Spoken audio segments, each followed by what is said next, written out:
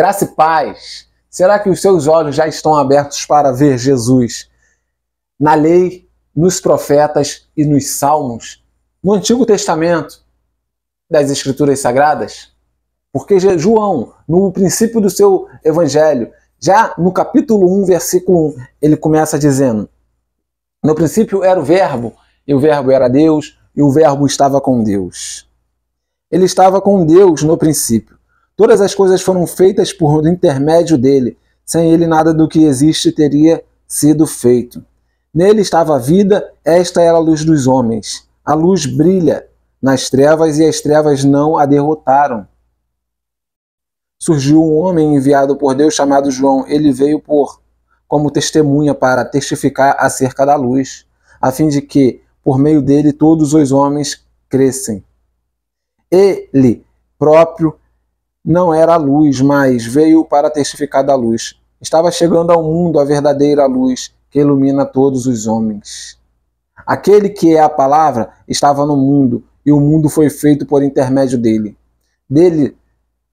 Mas o mundo não o reconheceu. Veio para o que era seu, mas os seus não o reconheceram. Você consegue ver Jesus no Antigo Testamento? Leia comigo o que Jesus disse aos discípulos e olhe o que aconteceu depois do que ele disse. Capítulo 24 de Lucas, versículo 44 em diante. Disse Jesus: foi isso que eu falei enquanto estava com vocês. Era necessário que se cumprisse tudo o que a meu respeito está escrito na lei de Moisés, nos profetas e nos salmos. Então lhes abriu o entendimento para que pudessem compreender as Escrituras. E lhes disse: está escrito que o Cristo haveria de sofrer e ressuscitar dos mortos no terceiro dia, e que em seu nome seria pregado o arrependimento para perdão de pecados. E todas as nações, começando por Jerusalém, vocês são testemunhas destas coisas. Eu envio a vocês a promessa do meu Pai, mas fiquem na cidade até serem revestidos do poder do alto. Depois que Jesus disse isso a eles, o entendimento deles abriu. Interessante. Olha o que vai acontecer com você no final desse vídeo. Abra a Bíblia comigo, por favor, abra a Bíblia comigo em Salmos 22 e me acompanhe. Esse vídeo pode até demorar um pouco mais do que o de costume. Costumo fazer um vídeo de aproximadamente 10, 13 minutos. Me acompanha, mesmo que demore um pouco. A gente vai falar algo muito interessante. Salmos 22. Abre aí. Começa assim: meu Deus, por que me abandonaste? É uma pergunta. Meu Deus, por que me abandonaste? Jesus na cruz, ele se sentiu abandonado. Ele se sentiu desamparado. E ele disse: Eli, Eli, lama sabachthani, que quer dizer: Deus meu, por que me desamparaste? A mesma frase. Meu Deus, por que me abandonaste? O salmista falando. Lembra que Jesus disse aos discípulos que era necessário que se cumprisse aquilo que dele estava escrito na lei, nos profetas e nos salmos? Continua. Porque estás tão longe de salvar-me, tão longe dos meus gritos de angústia. O salmista continua. A gente não sabe tudo o que Jesus pensou, tudo o que Jesus falou e tudo o que Jesus orou enquanto estava sofrendo. A gente sabe algumas frases que estão relatadas na Bíblia. Mas quem me garante que ele não estava orando desta forma? Por que estás tão longe de mim, de me salvar? Tão longe dos meus gritos de angústia? Meu Deus, eu clamo de dia, mas não me respondes. De noite e não recebo alívio. Agora entra aqui, ó. Clamou de dia e clamou de noite. Não necessariamente foi nessa ordem. Porque quem conhece sabe que antes dele ser crucificado, ele passou a madrugada orando, com gemidos, orando com angústia e tristeza, porque já sabia o que ia acontecer. Ele estava orando no Getsemane. Ele orou, chegou a ponto de suar sangue de tanta tristeza. Ele chegou e disse para Deus: Pai, se possível, passa de mim este cálice. Porque ele estava muito angustiado. Na madrugada, em que ele seria traído. Aí ia passar-se o dia, ia ter o julgamento, ia ter o espancamento, ia ter a crucificação. Aproximadamente ali umas 3 horas da tarde, no sol máximo, entre meio-dia e 3 horas da tarde, estava ele, todo flagelado, e você sabe como ele estava. Salmos aqui vai dizer mais. Versículo 3. Tu, porém, és o santo, és rei, és o louvor de Israel. Ainda assim, ele louvava a Deus. Mesmo passando pelo que ele estava passando, ele elogiava a Deus, chamava a Deus de santo, reconhecia que Deus era rei e ainda assim o adorava. Em ti, os nossos antepassados puseram a sua confiança, confiaram e os livraste. Clamaram a ti e foram libertos. Em ti confiaram e não se decepcionaram. Ele lembrou algo que Deus fez, lembrou algo que Deus faz. Aquele que confia em Deus não é frustrado. Mas eu sou verme e não homem, motivo de zombaria e objeto de desprezo do povo. Jesus foi zombado. Os evangelhos vai relatar na hora da crucificação, um pouco antes, na verdade, indo crucificar, e na hora da crucificação, zombavam dele. Ele era motivo de zombaria. Quando ele se compara aqui com o verme, o que a gente faz com o verme? Ou a gente esmaga, a gente despreza, a gente trata como um nojo. Ele foi tratado como um verme. Foi isso que aconteceu, infelizmente. Porque ele veio para os seus e os seus não o reconheceram. Caçoam de mim todos os que me veem, balançando a cabeça. Lançam insultos contra mim, dizendo: recorra ao Senhor, que o Senhor o livre. Que ele o livre, já que ele quer bem. O ex-evangelho vai falar que as pessoas que viram Jesus falaram assim: tu não disse que era filho de Deus, agora chama ele para te salvar. Ainda falava esse tipo de coisa para Jesus. Não és Deus? Desça daí. Não é o filho de Deus? Ore para que ele te tire dali. O salmista continua. Contudo, tu mesmo me tiraste do ventre, deste-me segurança junto ao seio de minha mãe. Depois que Jesus nasceu, quem conhece a história sabe, foi necessário os pais dele levar ele para outra cidade, fugir da cidade onde ele nasceu, porque o rei da época, o imperador, o rei, estava perseguindo as crianças no intuito de matar Jesus, porque ele já havia ouvido dos magos que nascera o rei de Israel. Que nascera o rei de Israel. Ele queria saber onde nasceu o rei de Israel. Só que os magos não falaram para ele. Deus mandou os magos seguir por outro caminho e não avisar Herodes onde estava o rei. Então Herodes ficou irado e mandou matar todas as crianças. Foi necessário que o anjo de Deus mandasse José e Maria levar Jesus para outra cidade. Deus protegeu ele desde criança, como está escrito aqui, Contudo, me tiraste do ventre, deste-me segurança junto ao seio de minha mãe.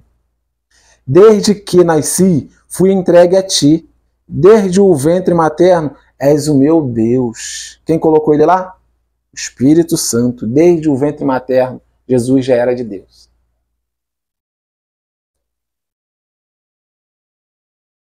Não fiqueis distante de mim, pois a angústia está perto, e não há ninguém que me possa socorrer, que me socorra.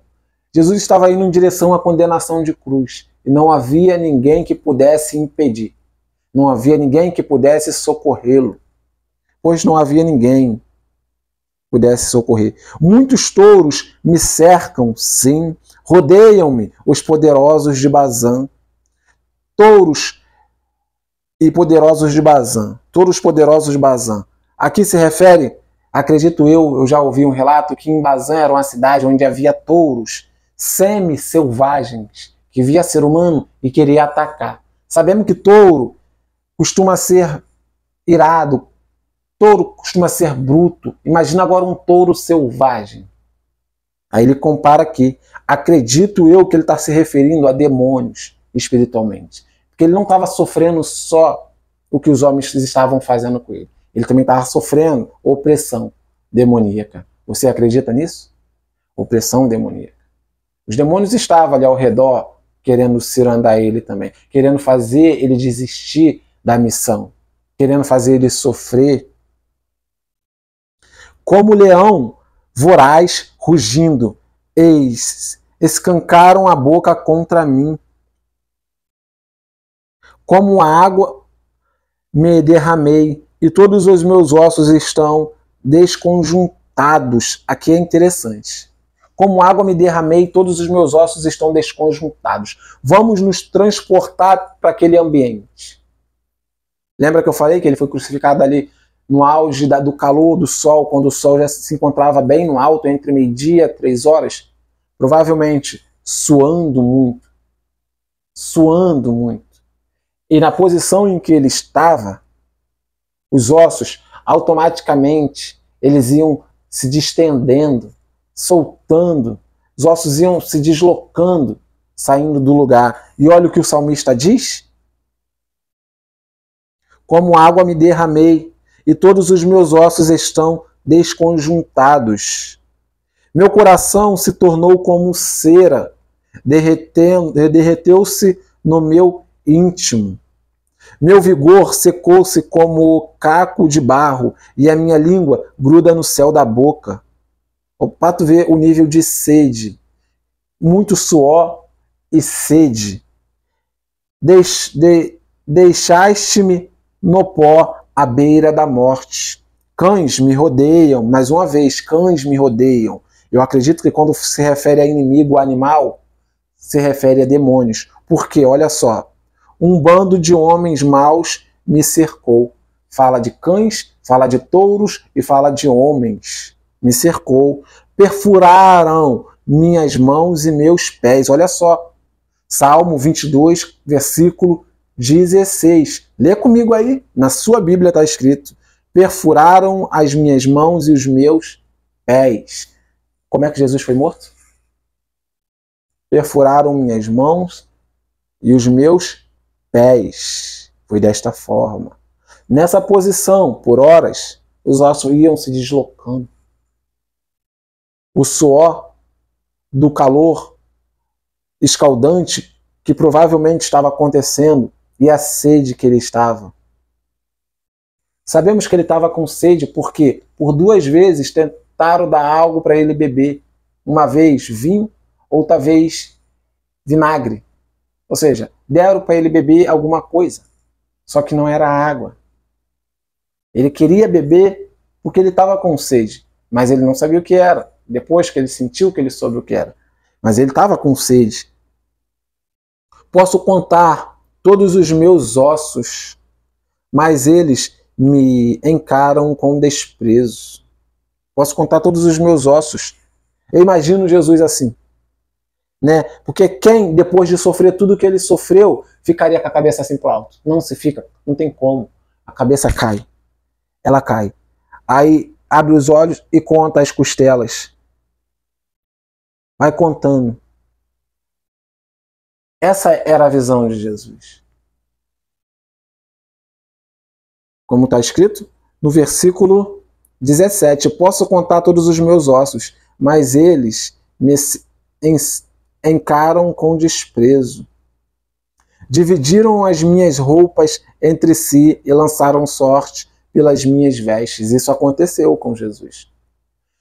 Uns contam que aconteceu com Jesus porque Jesus tinha uma veste sacerdotal, uma veste de respeito, uma veste de um líder, provavelmente tinha um certo valor monetário. É o que dizem, que foi por isso que apostaram, tiraram sorte da veste de Jesus.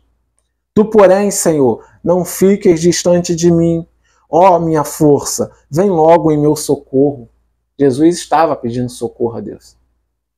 Naquela situação ali, tu acredita que ele não estava pedindo socorro a Deus?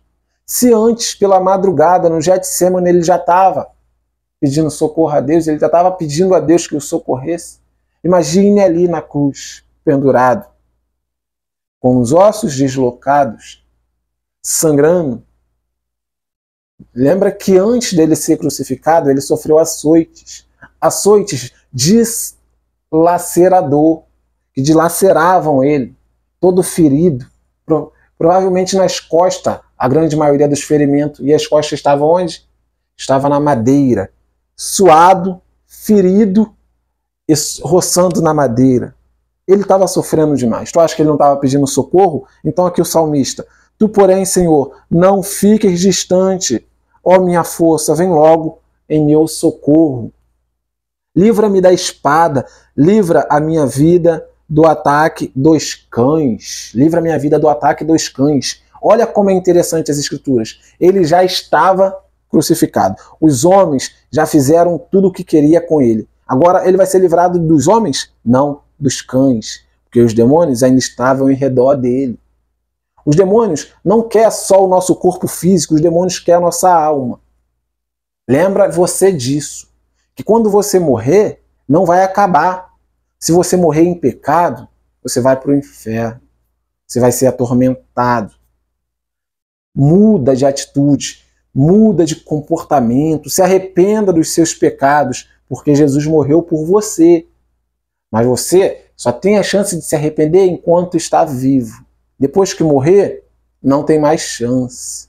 Se arrependa. Então aqui, ó. Livra-me da espada, livra-me a vida dos ataques dos cães. Salva-me da boca dos leões e dos chifres dos bois selvagens. E tu me respondeste. Aqui aí, é como se o salmo estivesse encerrando e tu me respondeste.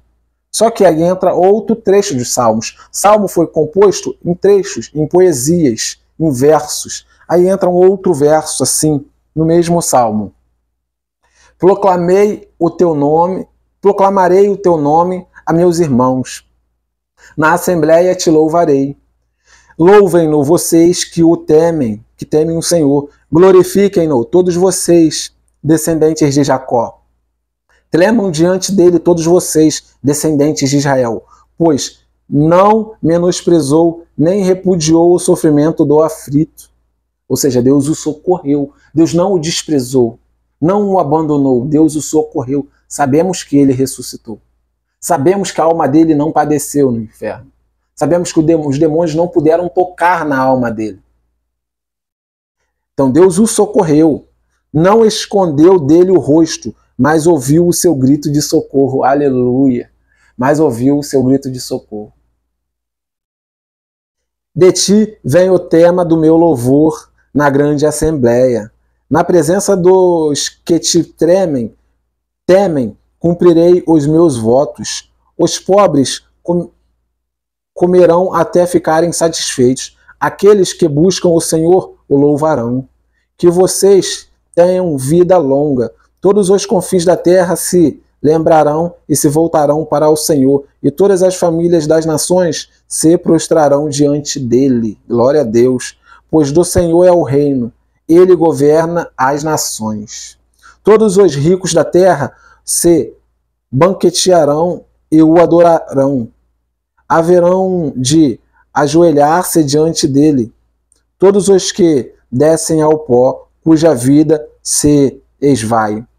A posteridade o servirá. Gerações futuras ouvirão falar do Senhor. E a um povo que ainda não nasceu proclamarão seus feitos de justiça, pois ele agiu poderosamente.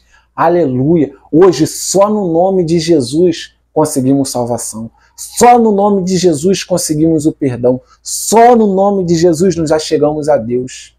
Isaías falou a respeito de Jesus também, disse que nele estava o castigo que nos traz a paz com Deus. Diz assim em outras versões: o castigo que nos traz a paz estava sobre ele. Ou seja, ele sofreu o nosso castigo. Hoje temos paz com Deus. E no nome dele se prega arrependimento para a salvação. Guarda isso no seu coração. E agora eu posso notar que os seus olhos se abriram um pouco mais para compreender as Escrituras, igual se abriu os olhos dos discípulos no capítulo 24 de Lucas. Glória a Deus por isso. Continua, leia a Bíblia olhando para Jesus. Seja em Gênesis, seja nos Salmos, seja nas profecias, leia olhando para Jesus. E o teu entendimento vai se abrir para conhecê-lo mais. Glória a Deus por isso mais uma vez. Grande abraço e até o próximo vídeo.